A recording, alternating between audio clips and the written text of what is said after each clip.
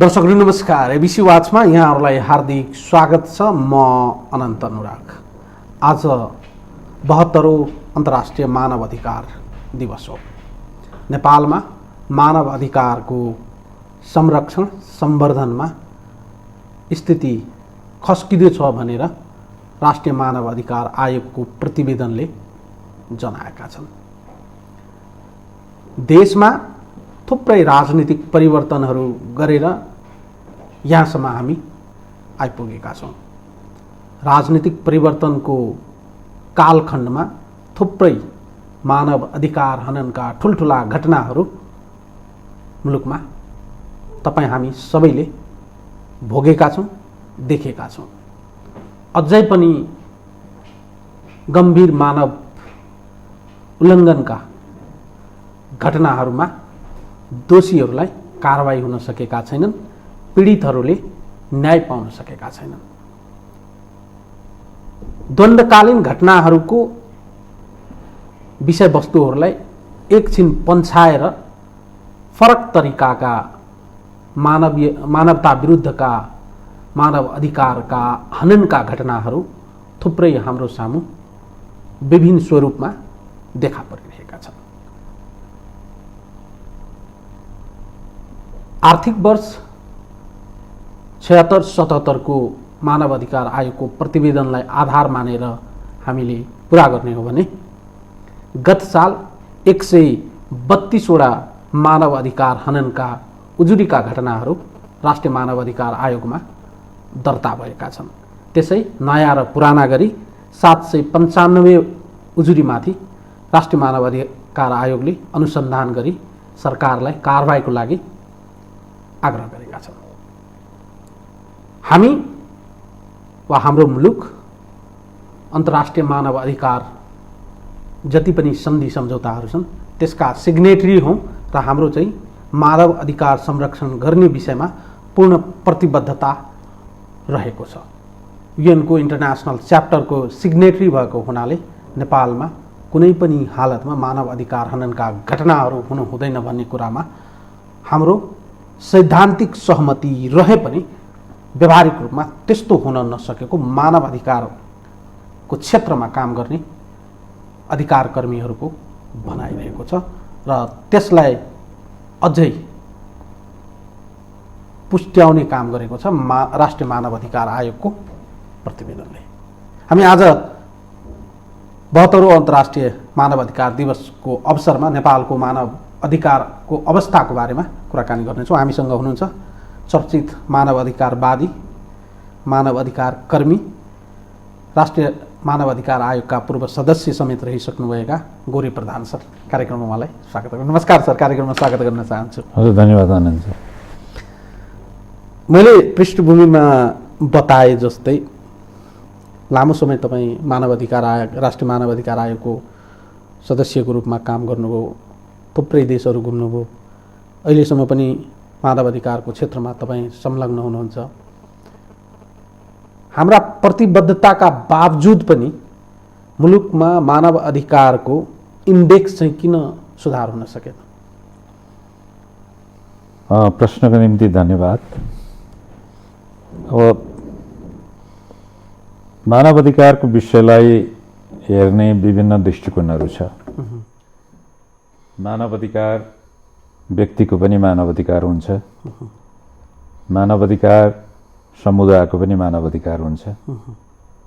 व्यक्ति व्यक्तिको उस्तै खालको समस्याहरू मिले पछाडि र अहिले अन्तर्राष्ट्रिय परिवेशमा मैले अन्तर्राष्ट्रिय मञ्चहरूमा राख्दै आएको कुरो पनि एउटा के हो भने मानव अधिकार देशहरूको पनि हुन्छ। देशमा किनभने त्यो विश्वलाई विभिन्न भागमा बाँडेको छ, गरिब देश, विकासशील देश र विकसित देश। र त्यो परिवेशबाट हेर्दाखेरि नेपालको सन्दर्भमा म 3वटा कुरा अगाडि राख्न चाहन्छु। र त्यो परिवेश कस्तो छ भने यो सशस्त्र द्वन्द्व या जनयुद्ध कालको परिवेश, त्यसलाई हामीले शान्ति वार्ताबाट टुङ्ग्यायौँ। त्यो सङ्क्रमणको परिवेश, सङ्क्रमणको कालमा तपाईँले उठाउनु भएको गम्भीर मुद्दाहरू छ। सशस्त्र द्वन्द्वकालमा भएका घटनाक्रमहरू 6 महिनाभित्र पुरा गर्नुपर्ने, 1 वर्षभित्र पुरा गर्नुपर्ने, 2 वर्षभित्र पुरा गर्ने भनेर प्रतिबद्धता जाहेरै गरेका छन्। ती कुराहरू पुरा नभएका गम्भीर किसिमका कुराहरू छन्। त्यो सङ्क्रमणकालीन अवस्थाको जब अब हामी देशको नयाँ संविधान निर्माण भइसके पछाडि देशमा सङ्घीय लोकतान्त्रिक गणतन्त्र नेपालको संविधान निर्माण भइसके पछाडि चुनाव भयो।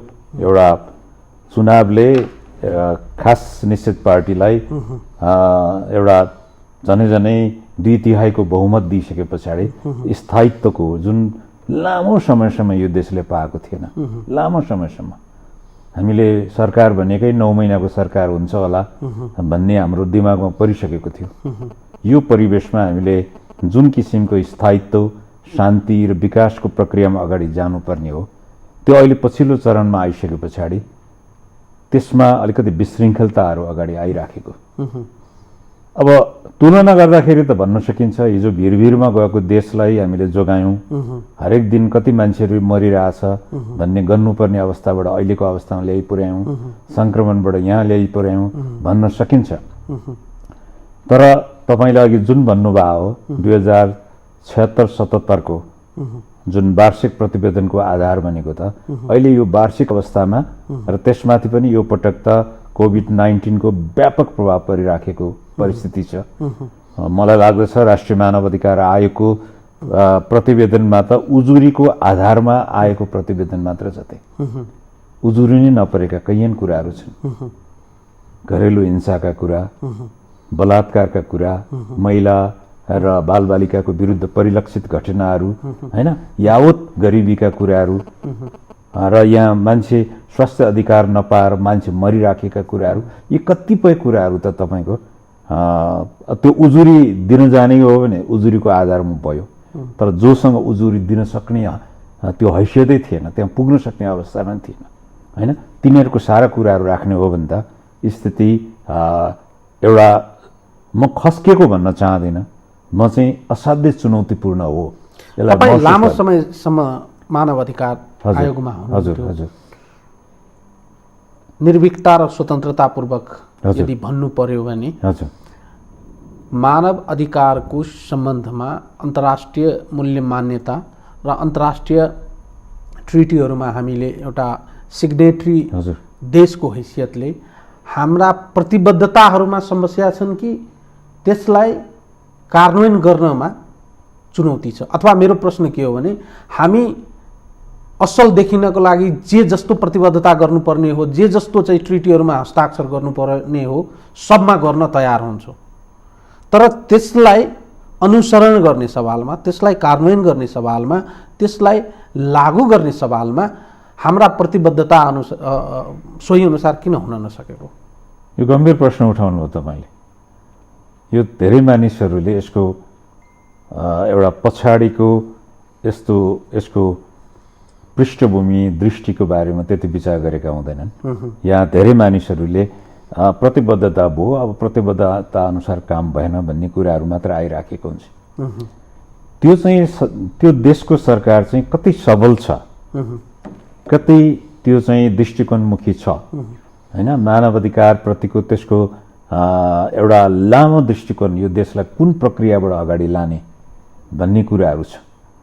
हिजोका दिनसम्ममा मानव अधिकार भन्ना साथै नागरिक र राजनैतिक अधिकारका विषयवस्तुहरू मात्र थिए, तर अहिले हामीले आर्थिक, सामाजिक, सांस्कृतिक, वातावरणीय लगायत थुप्रै कुराहरू त्यहाँभित्र समाविष्ट गरेर अगाडि लगेका छौँ। र तपाईँले भनेकै जस्तो मानव अधिकारको सिद्धान्तले के भन्छ भने तिनीहरूलाई टुक्र्याएर हेर्न मिल्दैन, छुट्याएर हेर्न मिल्दैन।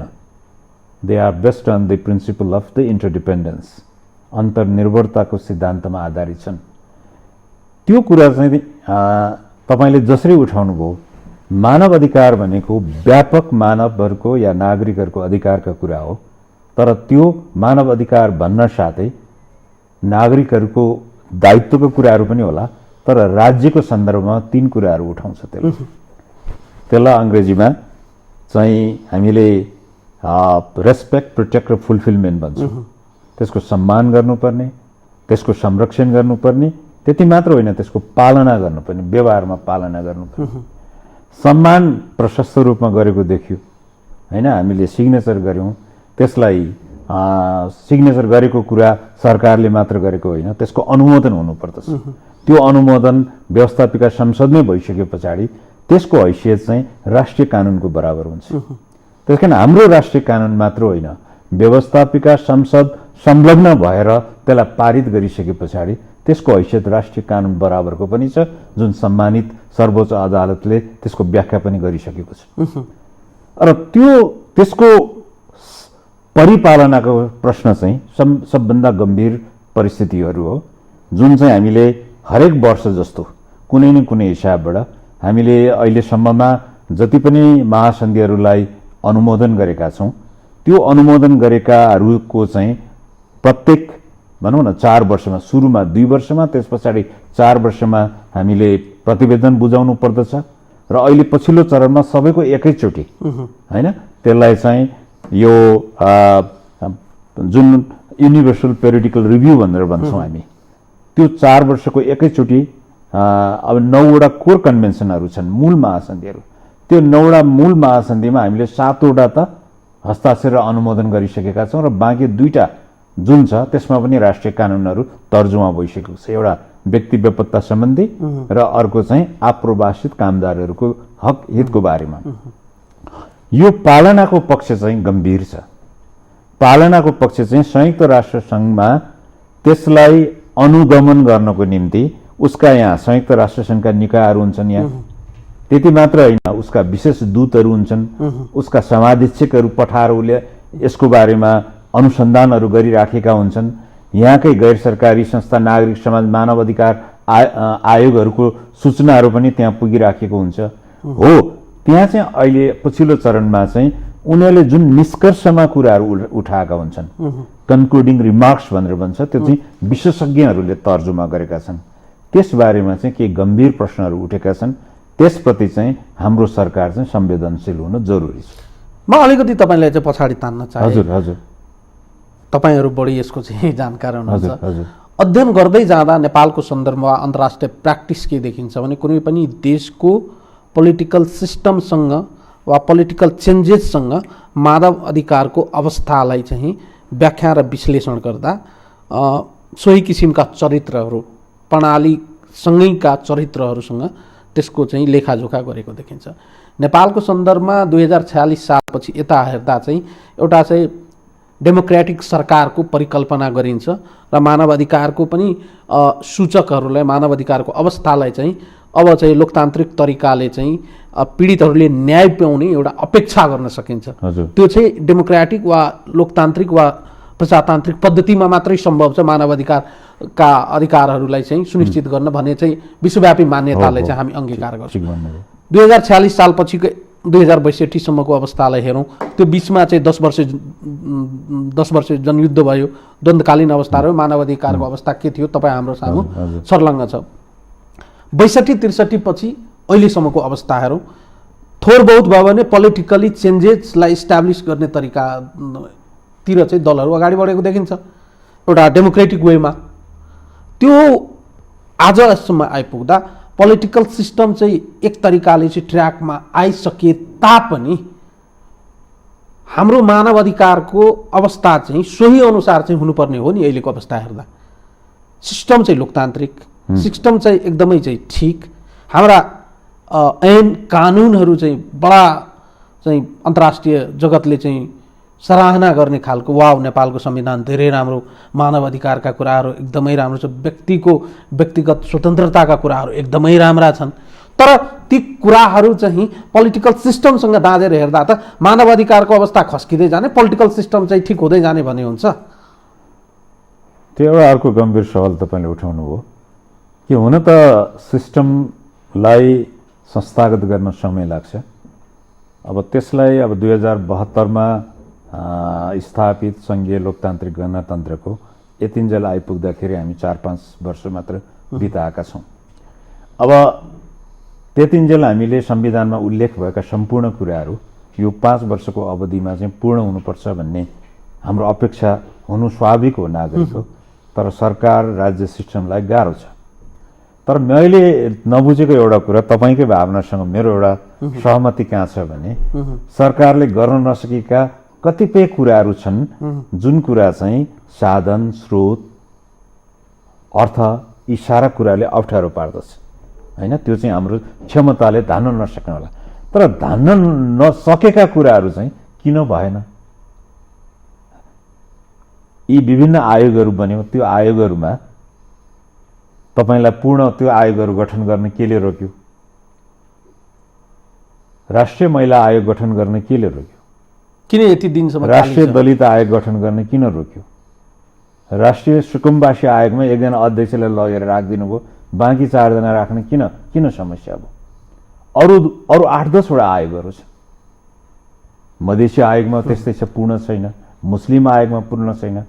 म सरकारलाई के कुरामा दोष दिन चाहन्न भने कि नागरिकका धेरै अपेक्षाहरू छन्। त्यो 3-4 वर्षमा यहाँ ठुलो सडक बनाइदेऊ, ठुलो रेल ल्याइदेऊ, यो ल्याइदेऊ, त्यस्तो अपेक्षा जनताले एकैचोटि गरेको हो जस्तो मलाई लाग्दैन। तपाईलाई म बेसिक कुरा उठाउँछु है। तर साधारण जुन कुराहरू हो त्यो कुराहरू चाहिँ अस्पतालमा डाक्टर हुनुपर्ने कुराहरू, गुणस्तरीय शिक्षा हुनुपर्ने कुराहरू, रोजगारी हुनुपर्ने कुराहरू र यो आयोगहरू पूर्ण हुनुपर्ने कुरा त कुनै गाह्रो कुरा हो र? हो, त्यहाँनिर चाहिँ कि यो सत्ताको शक्ति संरचनामा केही समस्या छ र अहिले पछिल्लो चरणमा त गम्भीर समस्या छ भनेर देखियो र सत्ताको अन्तर्विरोधहरूले बढ्दै जाँदाखेरि यो शक्ति राजनीतिको परिस्थितिमा एउटा नकारात्मक अवस्था आउँदाखेरि पनि त्यसले मानव अधिकारको उन्नतिमा, सम्मान, संरक्षण र पालनामा पनि असर पर्छ है भन्ने कुरा चाहिँ यो पछिल्लो चरणको उदाहरण हो जस्तो मलाई लाग्दछ। तपाईलाई म सामान्य इक्जाम्पल दिन्छु, तपाईले अघि उठाएकै कुराबाट म जोड्न चाहन्छु। हजुर, हामीले भनेका छौँ, हाम्रो संविधानमा चाहिँ मोटो अक्षरले लेखेका छौँ, अब चाहिँ मुलुकमा जातीय भेदभाव गर्न पाइन्न। एक्ज्याक्टली। त्यसको नाममा हामी दलित आयोग पनि बनाएका छौँ। महिलाहरूमाथि चाहिँ विभेद भयो भने महिला आयोग त हाम्रो पुरानै छ। तर जब हामी जिस्टमा पुग्छौँ, मुलुकमा त अझै पनि जाति भेदभाव छ। संविधानले त्यसलाई चाहिँ अस्वीकार गरेको देखिन्छ। ऐन छ, कानुन छ, थुप्रै दर्जनभन्दा बढी चाहिँ त्यस्ता ऐनहरू छन् जसले चाहिँ यो देशमा जातीय भेदभाव गर्नेहरूलाई चाहिँ दण्डित गर्ने भन्ने कुरा उल्लेख्छन्। तर घटनामा न्यूनीकरण भएको खै? त्यस्ता घटना भइसकेपछि त्यसलाई कारबाही गरेको खै? राष्ट्रिय मानव अधिकार आयोगले चाहिँ सरकारलाई दण्डित गर्नका लागि प्रतिवेदन बुझाउँदा ती प्रतिवेदनहरूको कार्यान्वयन खोइ किन नभएको? यसलाई तपाईँको एक शब्दमा जवाफ दिन सकिन्छ, सबल सिद्धान्त कमसल कार्यान्वयन। तपाईँले एक्ज्याक्टली भन्नुभयो। हाम्रो संविधानमा पनि विभिन्न तबकाका केही प्रश्नहरू छन्, त्यो दोस्रो कुरा हो।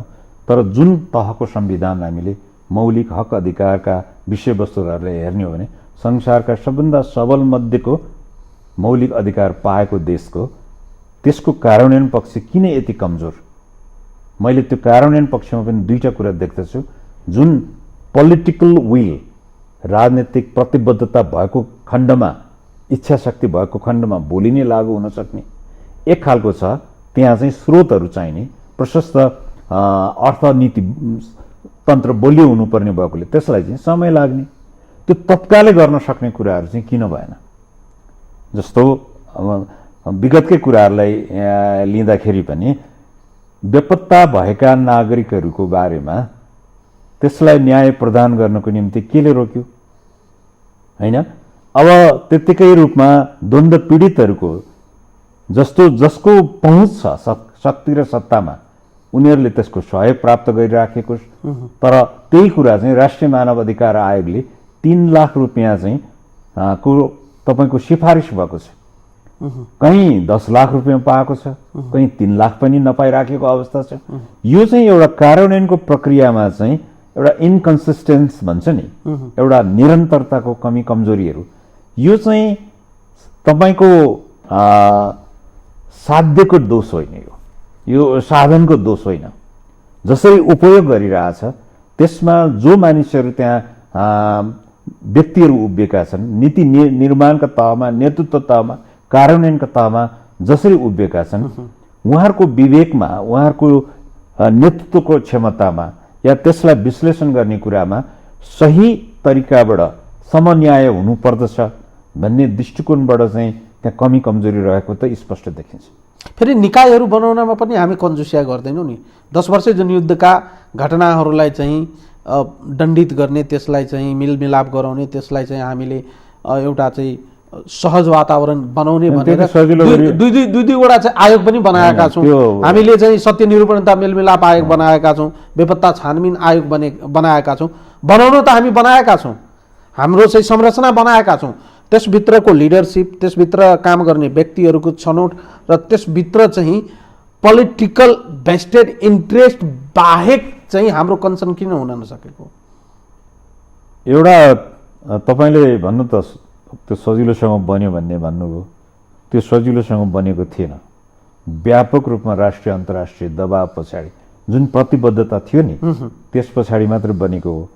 तर तपाईँले एउटा अर्को महत्त्वपूर्ण कुरा के गर्नुभयो भने आयोग बन्नु कुनै ठुलो कुरो होइन, तर आयोगको निष्पक्षताको बारेमा, स्वतन्त्रताको बारेमा, स्वायत्तताका बारेमा होइन अन्तर्राष्ट्रिय रूपमा सिद्धान्तहरू छ।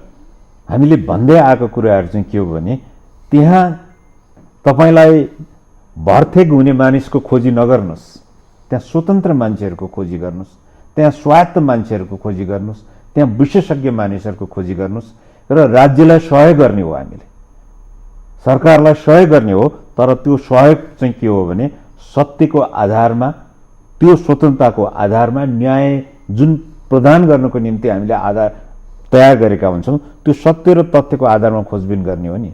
तर पहिले नै आयोग बन्नुभन्दा पहिले नै जब त्यसको तपाईँको संरचनाहरू तय गर्नुहुन्छ त्यहीँबाट विवाद सुरु हुन्छ अनि त्यो आयोग कमजोर हुन्छ। त्यसले एउटा जुन खालको म्यान्डेट्सहरू तपाईँलाई जनादेशहरू दिएको हुन्छ त्यो अनुसार उसले कामै गर्न सक्दैन। हाम्रो एउटा समस्या चाहिँ जहिले पनि त्यो भइरहेको छ। बलियो खालको संरचना बनाउने सिद्धान्त बनाइदियो, भोलि व्यक्तिहरूको बिचमा विवाद उठाउने परिस्थिति खडा गरिदियो अनि त्यो एक आपसमा त्यही एउटा बीजारोपण गरिसकेका हुन्छ अनि त्यही झन्झटबाट मान्छेलाई अनि आम नागरिकलाई के एउटा समस्या, अरे यो आयोग पनि गयो, त्यो आयोग पनि गयो, यस्तो त्यसले एउटा चाहिँ विशृङ्खलता, मानिसमा निराशाको भावनाहरू जुन छाप पारिराखेको छ त्यो सबै वास्तवमा राज्यका कमजोरीका कुराहरू हुन्थ्यो, त्यो चुनौतीहरू हुन्थ्यो। त्यो बलियो भयो भने हाम्रो राज्य पनि बलियो हुन्छ, ती कुराहरू बलियो भयो भने सरकार पनि बलियो हुन्छ। सरकार भनेको मन्त्री परिषद मात्र होइन नि, राज्य भनेको सरकार मात्र होइन नि। यसको हाम्रै सिद्धान्त अनुसार, अन्तर्राष्ट्रिय सिद्धान्त अनुसार यसको जुन शक्ति समन्वयताको हिसाब, शक्ति पृथकीकरणको हिसाबबाट डिभोल्युसन अफ पावर भनेर हामी भन्दछौँ, त्यो सिद्धान्त अनुसार अगाडि बढ्ने, हाम्रो लोकतन्त्रलाई अगाडि लाने, त्यसमाथि हामीले संहिता जोडेका छौँ। अहिले त्यसमा चाहिँ 3 तहका सरकारका कुराहरू अगाडि आएका छन्, समय समयमा सुनिन्छ होइन। त्यो अनुसारको एउटा केन्द्रीकरणको व्यापक प्रभाव छ भन्ने कुराहरू, त्यसलाई व्यवहारमा साँचो अर्थमा समय लाग्छ होला, तर त्यो परिस्थितिको समन्वय अहिले हामीले प्राप्त गरेको संहिता भनेको चाहिँ सहकार्यमा आधारित 3वटा तहको सरकारहरूको सहकार्यको माध्यमबाट जानुपर्ने हो नि होइन। ती सबैको व्यवहार अघिदेखि तपाईँले भन्दै आएको कुराहरू चाहिँ सिद्धान्त राम्रो हामीले पक्ड्यौँ, तर त्यसको व्यावहारिक पक्षहरू कमजोर भयो, कार्यान्वयन पक्षहरू कमजोर भयो, स्वायत्तताका पक्षहरू त्यसमा जुन चयन गर्यो, मानिसहरूको चयन भयो, त्यो क्षमता अनुसारको हुन सकेन। अनि त्यो कसरी डेलिभरी गर्छ त्यसले? तपाईँले जुन कुरा रिजल्ट ल्याउन खोज्नु भएको छ, परीक्षामा जुन रिजल्ट ल्याउनु भएको छ, त्यो किसिमको तयारी, त्यो किसिमको डिस्कोर्स, त्यो किसिमको मेकानिजम, संयन्त्र, त्यो किसिमको त्यहाँको जनशक्ति खोइ त नि, त्यो चाहिँ नहुने।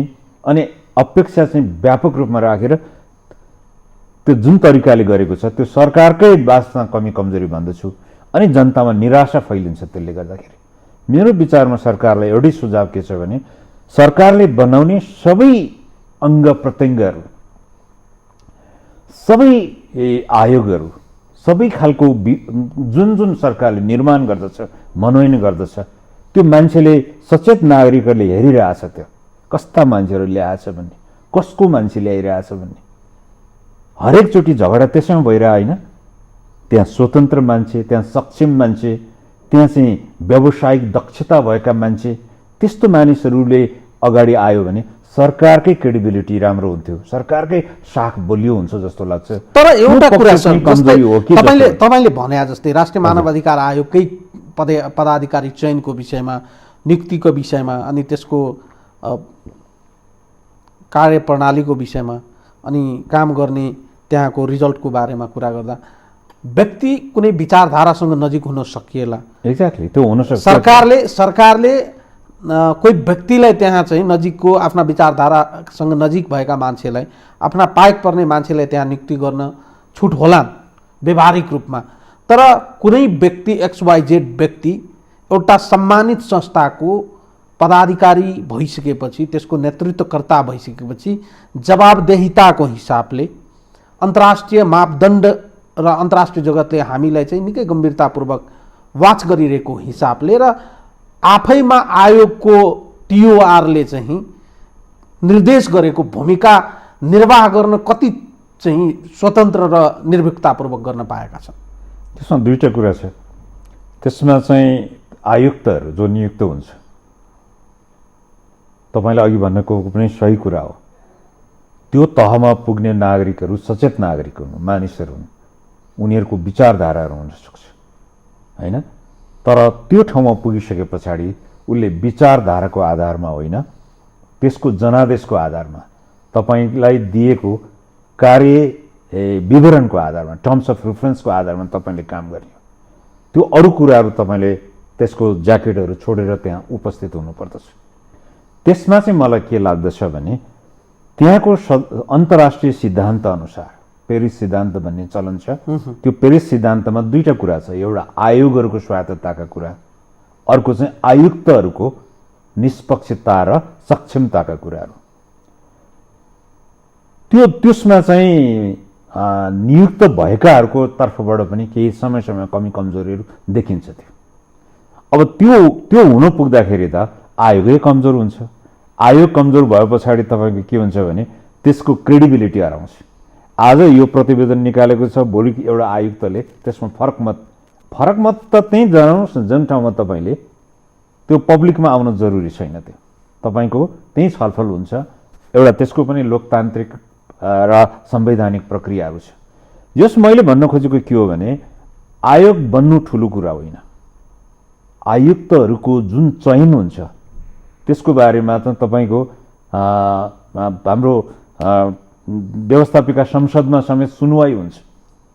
त्यहाँ सरकारले या हाम्रो संवैधानिक परिषदबाट कमी कमजोरी भएको छ कि भनेर पहिले नै त्यहाँ त्यसमा पनि हुन्छ, त्यसपछि अन्तिम स्वरूपहरू दिने हो। त्यो भएकोले विगतमा गरेका अनुभवहरूबाट शिक्षा लिँदै, जस्तो अब राष्ट्रिय मानव अधिकार आयोग अब बन्दैछ, त्यो राष्ट्रिय मानव अधिकार आयोगको चयनमा पनि अब त्यहाँ संवैधानिक परिषदमा तपाईँ को हुन्छ होइन। अब प्रधान न्यायाधीश एउटा कुरा हो, उहाँ निष्पक्ष भूमिका हुन्छ, तर सरकार प्रमुख र प्रतिपक्षी प्रमुखको पनि त्यहाँ हुन्छ। तिनीहरूले खालि भागभन्दाकै मात्र कुरा गर्ने हो र देशमा सक्षम व्यक्ति, अन्तर्राष्ट्रिय रूपमा विश्वास प्राप्त गरेका, उनीहरूले त्यो साख प्राप्त गर्ने त्यस्तो व्यक्तिहरू चयन गर्नु पर्दैन। खालि आयोग मात्र बनाइदिएर हुन्छ र आयोग कमजोर भयो भने त्यो सरकारलाई दोष हुन जान्छ। त्यसले त्यो हिसाबबाट त्यो भोलि जुनसुकै आयोगहरू किन नहुन्, त्यो आयोगहरूको म्यान्डेटहरू छ, त्यो संविधानमा उसको भूमिकाको बारेमा, उसको काम कर्तव्य र अधिकारको बारेमा स्पष्ट रूपमा लेखेका छन्। त्यो बुझेको र अन्तर्राष्ट्रिय इन्स्ट्रुमेन्टहरू भन्छौँ हामी, जुन अन्तर्राष्ट्रिय महासन्धिहरू छन्, अभिसन्धिहरू छन्, अप्सनल प्रोटोकलहरू छन्, तिनीहरूलाई एउटा इन्टर्नलाइज गर्न सक्ने, अन्तस्करणले बुझ्न सक्ने, व्याख्या गर्न सक्ने, आफ्नो देशको कुरा पनि राख्न सक्ने होइन, र त्यसलाई चाहिँ सिद्धान्तको आधारमा त्यसलाई विश्लेषण गर्न सक्ने, सहीलाई सही भन्न सक्ने, गलतलाई गलत भन्न सक्ने तथ्यको आधारमा त्यस्तो मान्छेहरू चाहिँ आयुक्तको रूपमा अब यो देशले खोज्नु पर्छ। सरकार एउटा मेजर स्टेक होल्डर हो, ह्युमन राइट्सलाई चाहिँ त्यसको प्रोटेक्सन गर्नलाई। हजुर, एक्ज्याक्टली, एकदमै चाहिँ मेजर स्टेक होल्डर हो। तर हामीले बनाएको आयोगलाई अझै योभन्दा बढी चाहिँ TOR-को आवश्यकता हो, अझै शक्तिशाली बनाउनु पर्ने आवश्यकता हो, ताकि राष्ट्रिय मानव अधिकार आयोग जति बलियो हुन्छ जति चाहिँ स्वायत्त हुन्छ, जति चाहिँ टिओआर बलियो हुन्छ, त्यति नै चाहिँ यसको रिजल्ट, त्यति नै मानव अधिकार आयोगको दायरालाई फराकिलो बनाएर यसलाई चाहिँ अनुसरण गर्ने र लागू गराउने सक्षम हुन्छ, त्यस्तो आवश्यकता महसुस भएको हो। एकदमै हो। म तपाईँलाई एउटा अनुरोध गर्न चाहन्छु र यो टेलिभिजनको एबिसी टेलिभिजनको माध्यमबाट सबै मानव अधिकार संवेदनशील साथीहरूलाई पनि म के अपिल गर्न चाहन्छु भने सरकारलाई पनि भन्न चाहन्छु, राष्ट्रिय मानव अधिकार आयोग बलियो बनेर सरकार कहिले पनि कमजोर हुँदैन, कहिले पनि कमजोर हुँदैन। किनभने उसले सत्य र तथ्यको आधारमा विश्लेषण गर्ने हो भने, तर त्यहाँभित्र चाहिँ राजनीति भयो भने त्यसले आयोगलाई पनि नोक्सान पुर्याउँछ, त्यसले सरकारलाई पनि नोक्सान पुग्छ र अन्तर्राष्ट्रिय रूपमा हाम्रो जुन छवि हो त्यो छवि धुमिलो हुन जान्छ। यस्ता कामहरू विगतमा समय समयमा भएको छ। त्यो कुरा चाहिँ यसपटक नदोहोरियोस्। हाम्रो संवैधानिक परिषदले त्यो एउटा यत्रो अनुभव भइसक्यो, अब किन नोक्सानी हुँदो रहेछ, किन अप्ठ्यारो पर्दो रहेछ, किन सरकारलाई नै भोलि अप्ठ्यारो पर्ने काम हुँदो रहेछ, किन यस्तो साख यसले निर्माण गर्न सकेन, स्थापित गर्न सकेन भनेर सोच्न आवश्यक छ। यो देशमा राम्रा मान्छेहरू छन्, असल मान्छेहरू पनि छन्, सक्षमहरू पनि छन्, मानव अधिकारको क्षेत्रमा अन्तर्राष्ट्रिय रूपमा विज्ञता हासिल गरेकाहरू पनि छन्। त्यो कुराहरू होस्, त्यो भयो भने सबैको निम्ति चाहिँ मानव अधिकार सम्मान संरक्षण र पालना गर्ने जुन हाम्रो मार्ग छ त्यसलाई प्रशस्त गर्न योगदान मिल्छ जस्तो मलाई लाग्छ। मानव अधिकारको अवस्थाको विषयमा कुरा गर्दा अब मानव अधिकार क्षेत्रमा लागेका तपाईँ जस्ता अधिकारकर्मी, अधिकारवादी, राष्ट्रिय अन्तर्राष्ट्रिय रूपमा छवि बनाएका व्यक्तिहरूको भूमिकालाई लिएर पनि कहिलेकाहीँ टिक्का टिप्पणी सुरु हुन्छ नेपालमा। अब यसलाई अलिकति इथिकल पार्टसँग जोडेर हेर्ने हो भने यो नियत र नीतिसँग जोडिएको विषयवस्तु त होलान्, यसमा चाहिँ म डिबेट गर्दिनँ, तर कतिपय घटनाहरूलाई अध्ययन गर्ने सवालमा, त्यसमाथि विचार प्रवाह गर्ने सवालमा र त्यसमाथि आफ्ना तर्कहरू प्रस्तुत गर्ने सवालमा कता कता चाहिँ मानव अधिकारकै क्षेत्रमा काम गरेका व्यक्तिहरूको बीचमा नै मतान्तर भएको पाइन्छ। यदि कुनै घटना घटेको छ, त्यहाँ मानव अधिकार उल्लङ्घन भएको छ भने जुनसुकै XYZ भन्ने व्यक्ति त्यहाँ गएर अध्ययन गर्दा त्यसको निष्कर्ष, त्यसको रिपोर्ट, त्यसको चाहिँ कन्क्लुजन र रिकमेन्डेसनमा भिन्नता हुनुको कारण चाहिँ फेरि पोलिटिकल इन्फ्लुएन्स हो। त्यसमा त्यो पक्ष एउटा संवेदनशील पक्ष हो। तपाईँले एकदमै सही कुरा गर्नुभयो। त्यस्ता घटनाहरू विगतमा केही भएका छ, त्यो हुनु नपर्ने एउटा अप्रिय कुराहरू हुन्थ्यो, त्यस्तो हुनु नै हुँदैन। तपाईँको राजनीतिक आस्था एकातिर होला, तर त्यो आस्थाको आधारमा मानव अधिकारको अनुसन्धानहरू, सत्य तथ्य छानबिनका कुराहरू त्यो निर्देशित हुनु हुँदैन। त्यस्तो हो भने तपाईँ सही किसिमको तपाईँ स्वच्छ र तपाईँ सक्षम मानव अधिकार रक्षक होइन। मैले गरेँ भने म पनि होइन, त्यसको इन्डिकेटरै त्यही हो। त्यसमा नियतवश एक खालको कुरा हो, त्यो चाहिँ असाध्यै गम्भीर छ, तर कहिलेकाहीँ त्यो तथ्यमा पनि तथ्यको आधारमा विश्लेषण गर्ने हो। तथ्यको आधारमा विश्लेषण गर्दाखेरि एउटा विथ इन्टेन्सन, अर्को विदाउट इन्टेन्सन। विथ इन्टेन्सन हुनु त त्यो यति खराब कुरा हो नि, त्यो असाध्यै खराब कुरा हो। त्यो व्यक्तिलाई मात्र होइन, सिङ्गो मानव अधिकार अभियानलाई नै नोक्सानी गर्छ त्यसले। तर कहिलेकाहीँ अनइन्टेन्सनल्ली पनि त्यस्ता घटनाहरू हुन सक्दछ। भनौँ न, हामीले न्यायालयबाट न्याय दिँदाखेरि हुन सक्दछ, प्रहरीबाट अनुसन्धान गर्दाखेरि हुन सक्दछ, मानव अधिकार कर्मीबाट चाहिँ त्यस्तो मिस्टेक हुँदैन भन्ने कुराहरू होइन। त्यस्तो भयो भने त्यही आयोगले दोहोऱ्याएर अनुसन्धान गर्न सक्दछ। एउटा तहको अदालतले, इजलासले गल्ती किसिमको तपाईँको फैसला गर्यो भने हामीले समाधानको निम्ति, न्यायको निम्ति थप त्यही नै हामीले फेरि पनि पुनरावेदन गर्ने हो नि। त्यसैले करेक्सन गर्छ नि। मानव अधिकारको क्षेत्रमा पनि त्यहाँ कमी कमजोरीहरू भएका हुन सक्दछन् कहिले कहिले, तर त्यही मानव अधिकार आयोगलाई नै त्यसको पुनर्मूल्याङ्कन गर्न, समीक्षा गर्न र त्यो प्रक्रियालाई अगाडि बढाउन हामीले भन्नुपर्दछ। त्यो मैले यहाँलाई निवेदन गर्ने कि एउटा चाहिँ मतिमै खोट भएर हुने कामहरू, एउटा चाहिँ काम गर्दा गर्दै हुने कमी कमजोरीका कुराहरू। कतिपय सन्दर्भमा हेर्दा म फेरि पनि तपाईँलाई लिस्ट डेभलपमेन्ट कन्ट्रीहरूको बारेमा तपाईँ बढी नै जानकार हुनुहुन्छ, त्यही भएर मलाई सोध्नै मन लाग्यो। हजुर प्लिज। हामी जस्तो विकासोन्मुख देशलाई बेसिक निडकै लागि आम पब्लिक चाहिँ जहिले पनि फाइट गरिरहनु पर्दा, हजुर जीवन अधिकारकै चुनौती भइरहँदा, उपभोक्ता अधिकार नै कुण्ठित भइरहँदा, शिक्षा स्वास्थ्य रोजगारमै हामी पीडित भइरहँदा,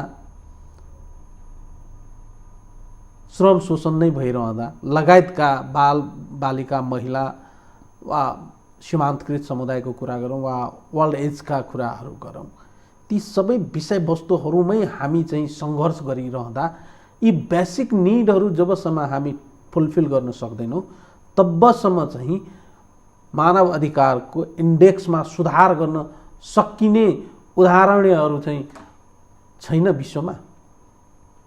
तपाईँले मेरो मनको कुरा गर्नुभयो थियो। विकास भनेको के हो, मानव अधिकार भनेको के हो भन्ने विषयवस्तुलाई मुलुकको तहमा, राष्ट्रिय तहमा, क्षेत्रीय तहमा र अन्तर्राष्ट्रिय तहमा विश्लेषण गर्ने हो भने त्यसका जति पनि महत्त्वपूर्ण सूचकाङ्कहरू छन् त्यो आर्थिक र सामाजिक सूचकाङ्कहरू नै हुन्। तपाईँको देश कति सबल छ भन्ने कुरा तपाईँको काठमाडौँमा कति फराकिलो सडकले नापो गर्दैन थियो। कति फराकिलो सडक छ भन्ने हिसाबबाट त्यो देश विकसित छ कि छैन भने तपाईँ जानुभयो भने हरेक संसारका हरेक देशको राजधानी त राम्रै देखिन्छ नि, राइट। राजधानीको अलिकति पर गइसके पछाडि त्यसको दुःख तपाईँले देख्नुहुन्छ। त्यसकारण पनि मेरो एउटा भनाइ के हो भने सरकारलाई समय समयमा घचघच्याउँछु। यसपालि पनि मैले त्यो हामीले समाज कल्याण दिवस मनायौँ, त्यसमा मैले एउटा एकदमै गम्भीरतापूर्वक कुरा उठाएको थिएँ र सरकारले एउटा यसपालि ल्यायो, पहिलोचोटि सामाजिक अभियान पनि राष्ट्रिय गौरवको योजना हुन सक्दछ भनेर। राष्ट्रिय गौरवको योजना भन्न साथै तपाईँ राजमार्ग, राष्ट्रिय गौरवको योजना भन्न साथ तपाईँ ठुलो तपाईँको एयरपोर्ट हैन, राष्ट्रिय गौरवको योजना भन्न साथ तपाईँले तपाईँको कत्रो ठुलो एउटा इरिगेसन प्रोजेक्ट, त्यसले पनि देशको विकासमा पक्कै पनि ठुलो योगदान गर्दछ। तर कुन देश विकास भएको छ कि छैन भन्ने कुरा चाहिँ अन्तर्राष्ट्रिय रूपमा 9वटा त्यस्ता इन्डिकेटरहरू छन्।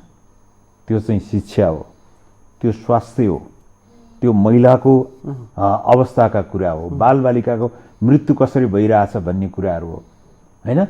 त्यो अब भनौँ न हाम्रो देशमा बाल विवाहको सवाल यति व्यापक छ, हामीले बाल विवाह रोक्न सक्यौँ र ती किशोर किशोरीहरूले चाहिँ आफ्नो युवापन चाहिँ एउटा सशक्त रूपमा भोलि विकास गर्न सक्यो भने तिनैबाट यो देशलाई ठुलो योगदान हुन्छ। यस्तो क्षेत्रमा योगदान गर्नुहोस् तपाईँले जुन कुरा प्राकृतिक प्रकोपले नोक्सान गर्न सक्दैन, जुन कुरा चाहिँ तपाईँलाई एउटा आँधी बेहरी आएको छ त्यस्तो कुराले नोक्सान गर्दैन, त्यो भनेको शिक्षा, स्वास्थ्य, सामाजिक सुरक्षा तिनै कुराहरू हुन्। र त्यो भनेको अहिलेको संविधान अनुसार जम्मै तपाईँ हामीले भनिराखेको समाजवादी कुराहरू हुन्। त्यो चाहिँ जम्मै निजी क्षेत्रलाई जिम्मा दिने अनि यो देशको यत्रो ठुलो जुन विकास भनेका छौँ, विकासको इन्डिकेटरका पक्षहरू चाहिँ अब हाम्रो अर्थशास्त्रीहरूले आर्थिक दृष्टिकोणबाट हेर्छ त्यो कुराहरू, कतै जिडिपी बढ्यो भन्ने कुराहरू। तपाईँले एउटा कुरा भन्नु, जिडिपी त अहिले कोभिड-19 को कारणबाट हामी तल खस्क्यौँ, तर होइन भने कोभिड-19 आउनु अगाडिको परिस्थितिमा नेपाल अहिलेसम्ममा सबभन्दा बेसी जिडिपी भएको र धनी भएको अवस्था थियो। हिजो गत वर्षको कुरा गर्ने भने धनी भएको थियो। हामी विकासशील राष्ट्रमा प्रवेश गर्ने भनेर हाम्रो सम्माननीय प्रधानमन्त्रीले भाषण दिइराखेको अवस्था थियो। हो, त्यो आर्थिक दृष्टिकोणबाट सही कुरा हो त्यो।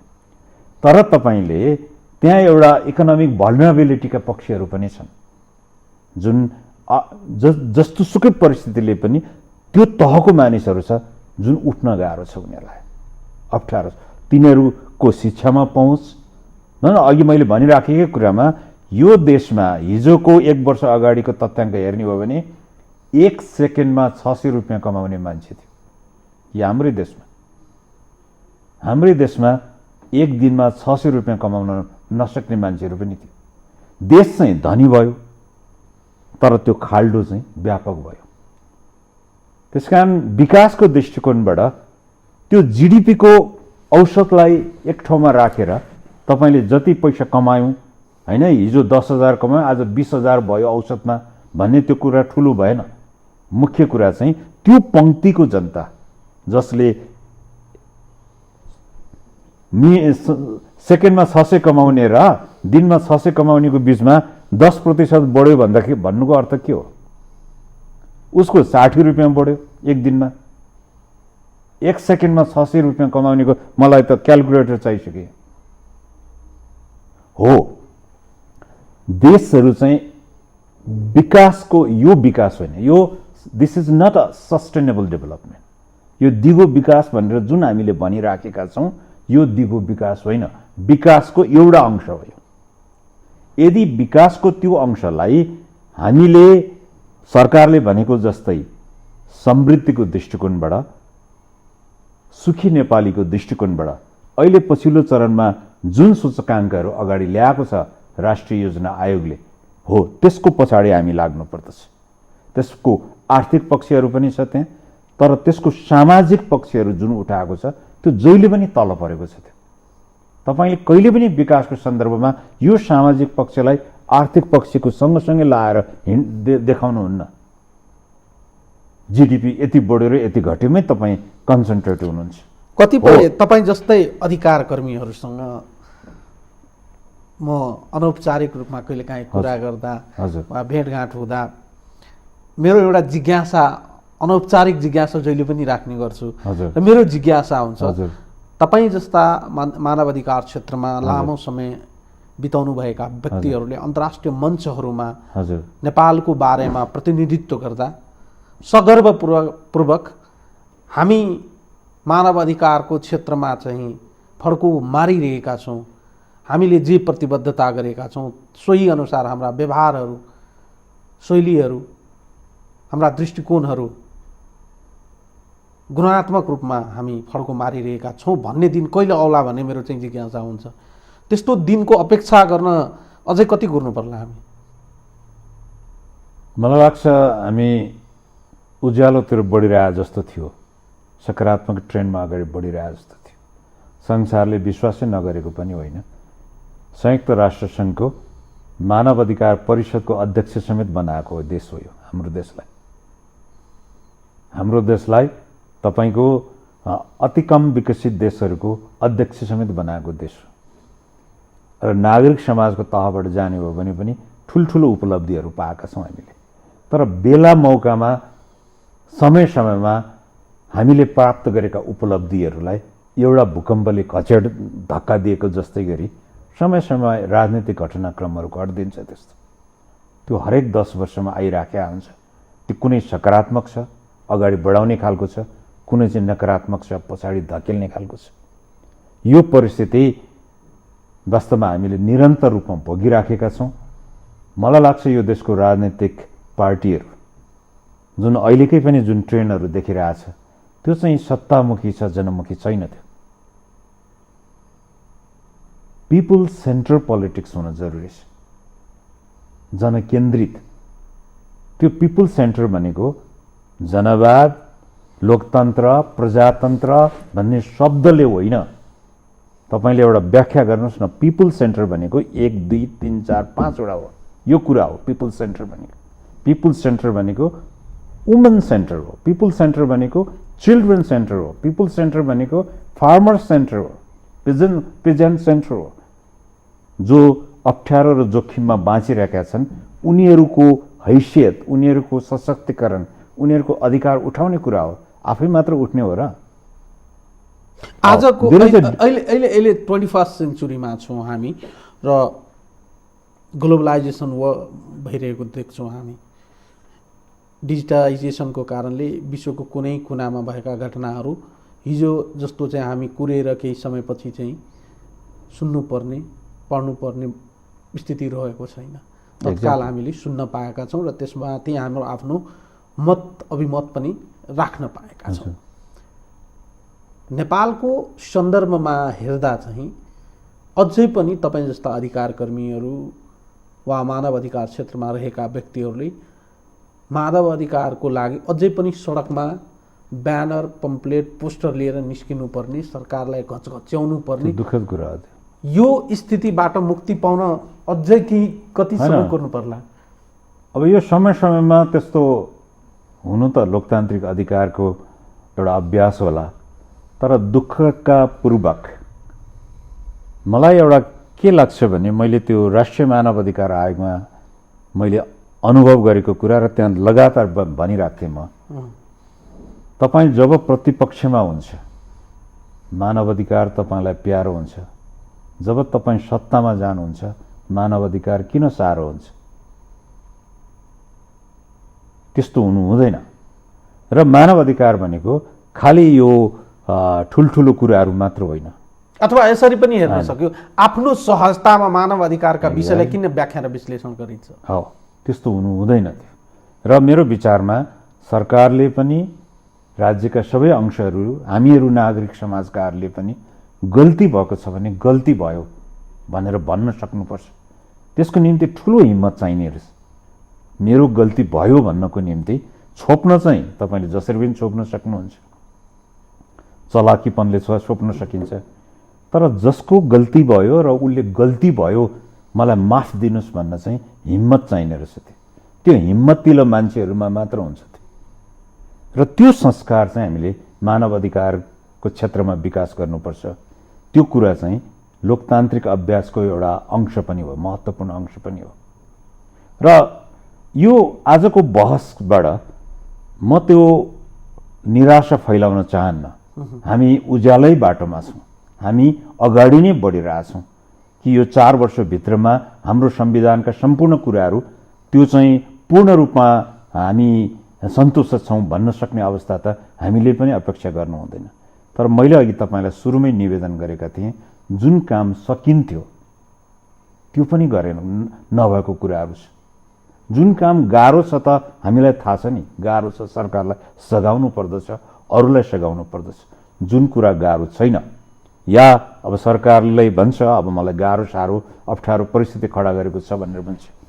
त्यसकारण मेरो आजको टिप्पणी के हो भने सरकारका धेरै सकारात्मक कामहरू पनि छन्, सरकारका कमी कमजोरीहरू पनि छन्। म एउटा मानव अधिकार क्षेत्रको एउटा व्यक्ति, एउटा अभियन्ता भएकोले मैले यो समालोचनात्मक रूपमा राख्न चाहन्छु।